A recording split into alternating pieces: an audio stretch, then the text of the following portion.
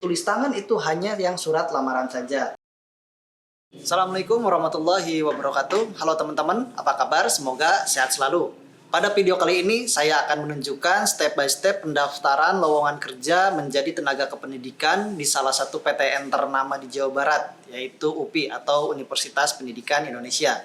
Namun, sebelum memulai langkah-langkah ini, ada baiknya teman-teman mengetahui dulu bahwa satu, periode pendaftaran ini dilakukan secara online dan dibuka mulai tanggal 21 Februari 2023 sampai dengan 27 Februari 2023. Kemudian nanti ada berkas yang harus dikirim dengan paling lambat pengiriman itu tanggal 27 Februari 2023 dibuktikan dengan cap pos. Jadi terakhir dikirim dari kitanya gitu ya, tanggal 27 Februari dan diterima oleh panitia rekrutmen paling lambat tanggal 3 Maret 2023. Yang kedua yang harus teman-teman ketahui, rekrutmen ini adalah rekrutmen pegawai tidak tetap, jadi bukan pegawai tetap atau PNS.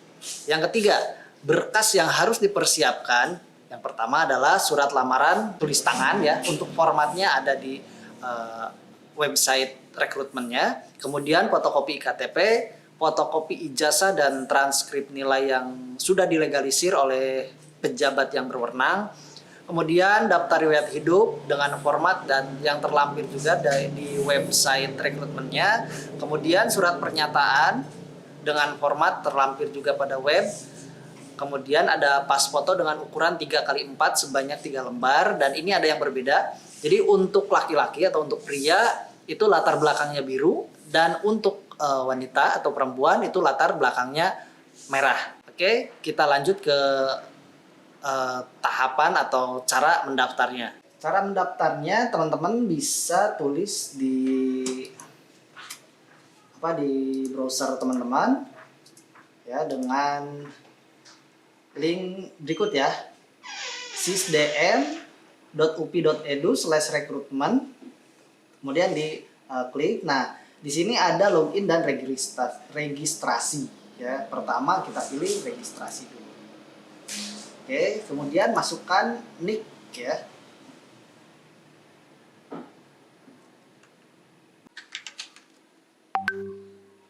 Kemudian teman-teman masukkan password. Kalau bisa password yang kuat ya. Jadi terdiri dari huruf kapital, huruf kecil, dan kombinasi angka. Pertanyaan rahasia ini tidak ditawarkan tapi kita tulis sendiri. Misalkan nama pacar pertama. Misalkan Susi. Kemudian klik kirim. Nah, di sini ada konfirmasi data, jadi kita harus cek kembali nick dengan pertanyaan rahasia kita, gitu ya. Setelah itu klik kirim. Nah, tampilannya jika sudah login seperti ini ya, jadi ada nick, ada nomor registrasi kita, ada tanggal lahirnya belum kita isi ya. Nah, pertama jangan ya, hati-hati jangan klik ini, jangan klik kirim data lamaran, karena kalau udah klik kirim data lamaran tidak bisa diubah. Tapi selama kita udah mengisi terus kita sudah klik simpan biodata juga di sini ya. Kalau misalkan belum kirim data lamaran ini masih bisa kita ubah-ubah ya. Oke. Kita masuk ke biodata. Contoh unit kerja yang dilamar. Nah, untuk lowongannya ada apa aja? Nah, di situ ada daftar lowongan ya, daftar formasinya ada di dokumen yang saya lampirkan di deskripsi video ini ya gitu.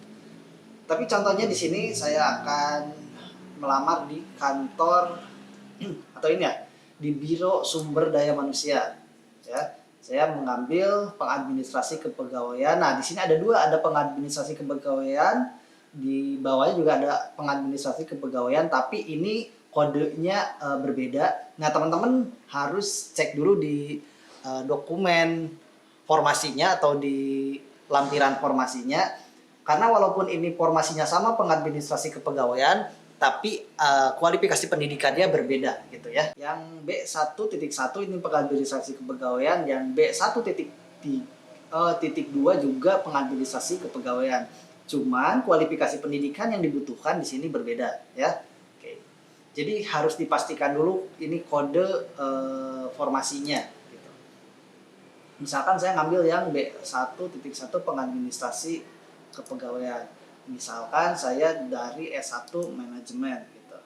Masukkan nama. Misalkan namanya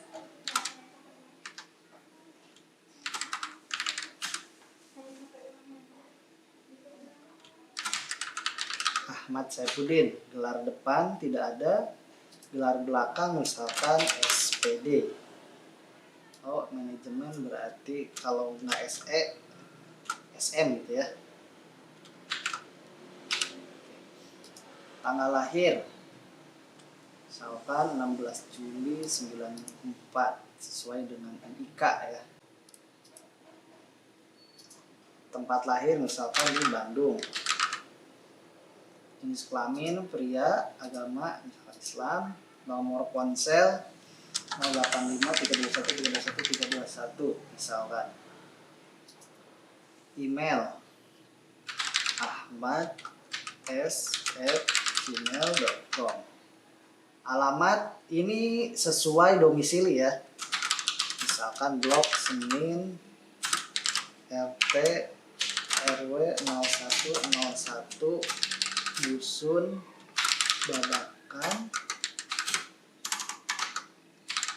Babakan Desa Cipendei misalkan ya. Kecamatan Bantarijek misalkan. Kota Majalengka, Provinsi Jawa Barat. Nah, file KTP ini maksimal ukurannya 200 KB ya. Jadi pastikan KTP-nya berukuran di bawah 200 KB. Kemudian file pas foto ya harus dipastikan dulu kalau si pelamar ini laki-laki backgroundnya biru dan kalau perempuan backgroundnya merah ya, dan maksimal filenya juga sama 200 KB. Oke, contoh.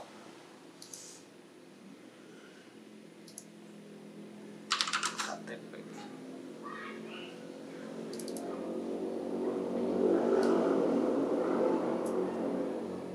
Nah, pas foto. Nah, jika sudah seperti ini, tinggal diklik simpan biodata. Nah, kalau teman-teman nanti misalkan berubah pikiran, ini masih bisa diubah-ubah ya. Tapi simpan biodata ini supaya data dan filenya ini tersimpan. Nah, update data berhasil. Jika sudah seperti ini berarti tersimpan ya. Walaupun di bagian file KTP atau file pas foto kok jadi tidak ada gitu. Cara ngeceknya adalah di sini ya.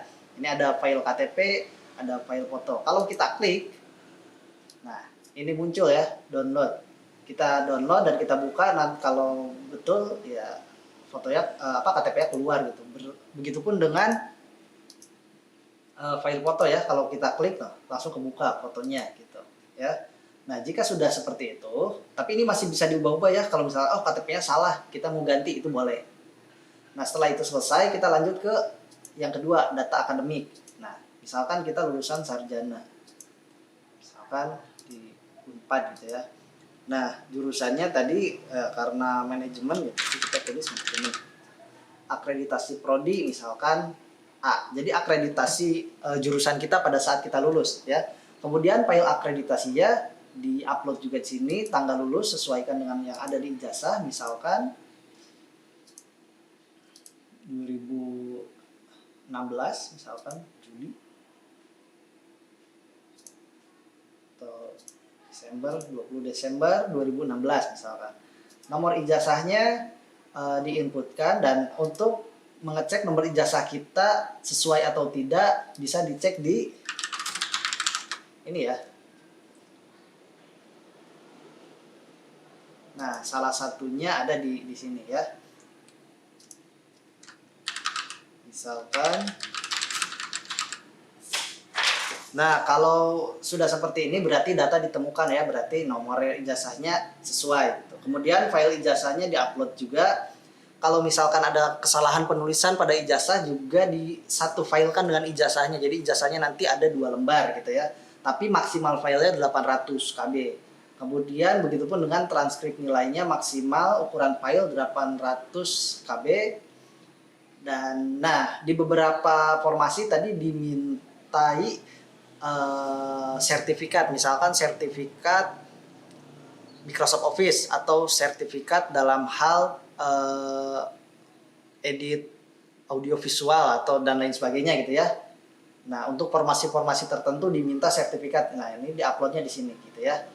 Jadi ini opsional, kalaupun nggak diupload itu kita bisa simpan gitu ya. Oke.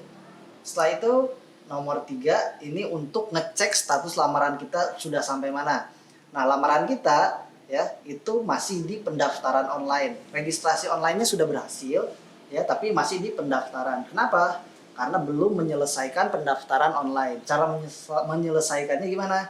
Nah, ya teman-teman cek dulu kebenaran atau isian dari data ini.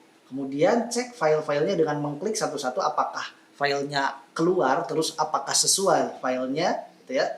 Nah, untuk dokumen tambahan yang akan dikirimkan, yaitu ada surat lamaran yang ditulis tangan. Nah, contohnya ada di sini. Teman-teman bisa klik surat lamaran, kemudian ada surat pernyataan juga, dan ada daftar riwayat hidup. Yang ditulis tangan itu hanya yang surat lamaran saja. Surat pernyataan dan daftar riwayat hidup itu tidak perlu ditulis tangan. Gitu. Oke, terima kasih. Mungkin cukup sekian informasi dari saya mengenai rekrutmen tenaga kependidikan di Universitas Pendidikan Indonesia. Ya, ini rekrutmen untuk pegawai tidak tetap. Tapi memang tahapan seleksinya cukup panjang. Karena kalau kita lihat di sini di status lamaran ini ada tes kompetensi dasar, dan kalau lulus ya itu ada kalau di suratnya ini ada tes kompetensi bidang. Nah, di sini ya ada pelaksanaan tes kemampuan dasar itu dilaksanakan pada tanggal 13 sampai tanggal 15. Kemudian ada tes kompetensi bidang yang dilaksanakan mulai tanggal 21 Maret sampai dengan 28 Maret. Jadi ya seleksinya lumayan lumayan panjang. Jadi tidak hanya mengirim lamaran saja gitu. Oke, terima kasih telah menonton video saya. Assalamualaikum warahmatullahi wabarakatuh.